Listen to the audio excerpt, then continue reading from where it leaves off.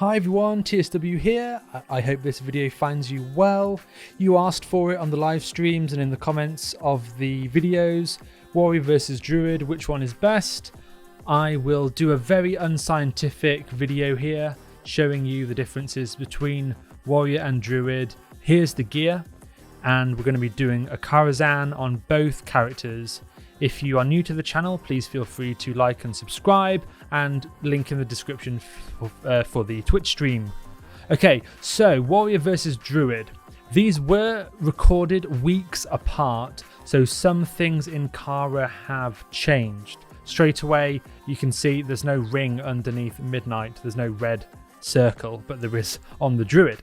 Okay, so TLDR, Druid kind of gets slapped. You can see in the gear at the start that there was a lot of agil and hit gems.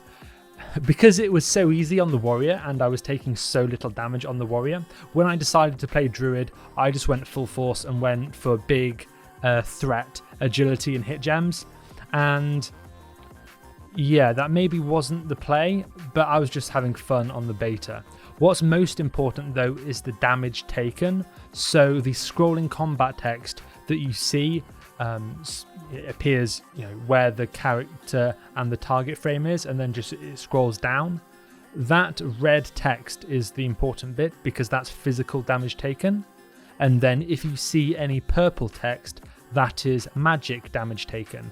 Now, don't focus too much on the HP bar as well. I know it's difficult to do that perhaps because the Druid was largely in a pug with lots of random players, and it was certainly, compared to the Druid raid at least, the Warrior raid was a lot more focused in terms of good players and people having at least a reasonable idea of what they need to do in Kara.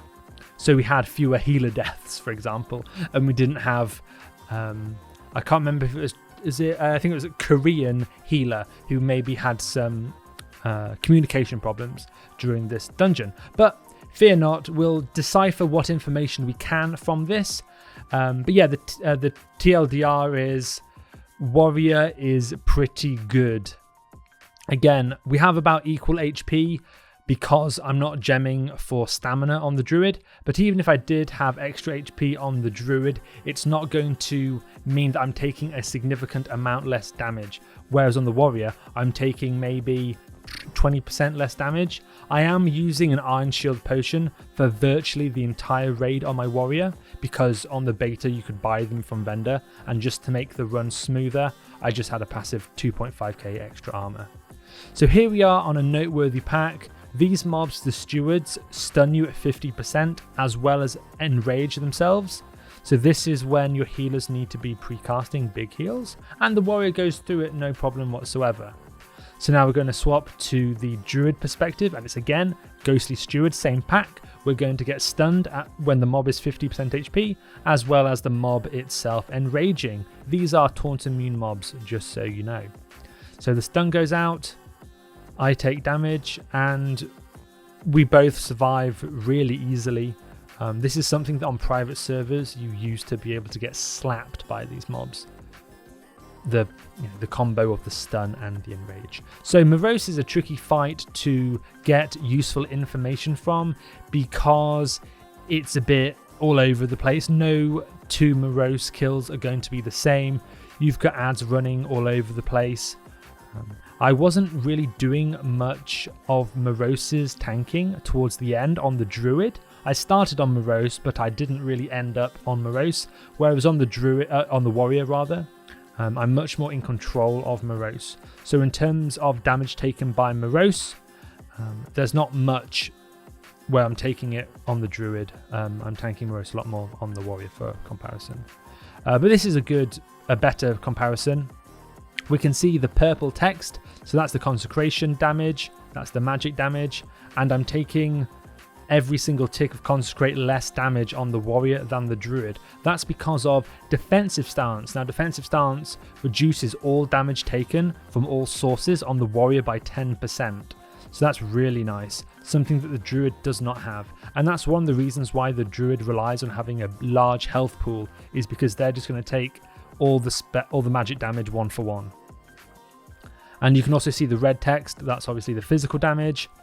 I'm just getting some crushes in, and then maybe some absorbs here from the priest shield, and I'm surviving as best I can on the druid. And then on the warrior, obviously I'm blocking a lot of attacks, so that's really nice just to reduce a little bit of damage here and there. And we're both doing fine. At the end of the day, you can go through Kara on both classes, and it's not much of a problem at all. My gearing isn't very favourable towards the druid, again with hit and agil gems. But I wasn't doing this for a one-to-one comparison. Both these this video footage of both these characters is weeks old, and I was just having fun. I thought, actually, maybe I can do a comparison video. So again, this is not the most scientific video possible. Maybe I could do one where I am wearing full stamina gems on the druid. The main issue is the threat of the druid is going to suffer. Let's zoom out and look at the big picture. A base geared warrior, let's say pre-raid as I am now, is going to be able to tank much better than a druid. That's simply because the druid relies so much more on gear than the warrior. The warrior has shield slam, which does a good amount of threat, regardless of how much block value your shield has to increase the damage of your shield slam. It's got obviously shield block itself to block attacks, 75% chance to block 2 attacks when talented every 6 seconds. That's pretty good, as well as devastate for high threat, and revenge is also good for high threat when you have low gear. The problem with the warrior is these abilities don't scale very well. Okay, so as you get better attack power, you get more hit and expertise, that's nice, but the damage doesn't really go up that much, whereas on a druid, your mangle scales with agility and attack power, your swipe scales with attack power, your maul scales with attack power. That's really good. So over time, your druid is going to be creeping up and up and up to meet the threat output of the warrior fairly soon. Like, kind of when you're tier 4 geared, the druid will have caught up with the warrior. And then as you progress into tier 5, it's a little bit stagnant for the druid, but then in tier 6, the druid leaps up as another step above the warrior. And the warrior's there thinking, I'm really cool in vanilla. And then in TBC, you start off being very good. But you just you don't get that much stronger. And the druid just absolutely just leapfrogs the warrior. The one saving grace for the warrior is the cooldowns. So last stand and shield wall can really be a lifesaver, as well as the warrior taking generally more uniform damage, more consistent damage, whereas the druid could be dodge, take a hit, dodge, take a hit, and then crush. That's scary for damage taken on the druid, whereas on the warrior, you've got a high chance to block. So worst case scenario, well, not worst case scenario, but more often than not, you're going to be sitting behind some blocks as well as, dodge and parry. So you can kind of smooth out that spiky damage. Whereas the druid, like I said before, they rely almost solely on their armor being high and their health pool being high, and you're actually taking the full hit, whereas the warrior is trying to block it or have the extra parry chance to not take the damage at all. So now we're coming over to Prince Malcazar. I've not gone through every single boss, like Shade, not really relevant, and we didn't do Nightbane on the Druid. And I would highly recommend Warrior main tank for Nightbane, particularly for the stance dance into Berserker Rage for the Fear. So phase 2 is the infamous phase for Prince Malcazar, where he dual wields. And as you can see, the warrior dips, but guess what? Warrior secret power, we've got some cooldowns. Last stand comes out, and I'm safe.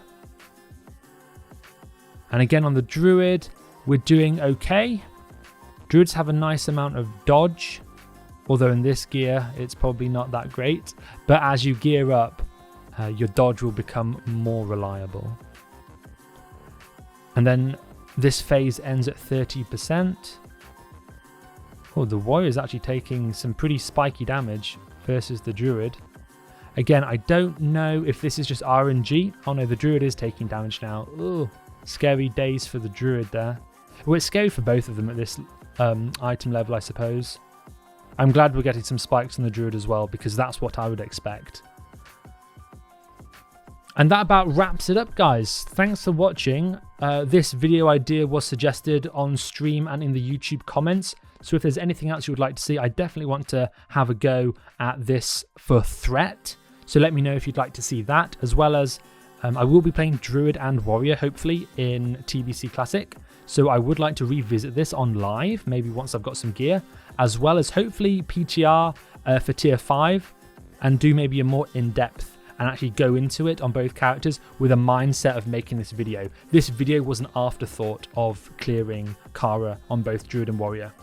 So I'll get extra add-ons and actually have a threat meter on the Druid. I'm doing this without a threat meter on the beta for the Druid, for example, and we can actually compare some figures as opposed to this anecdotal evidence. So anyway, thanks again for watching. If you enjoyed it, thumbs up, subscribe. Have a nice day.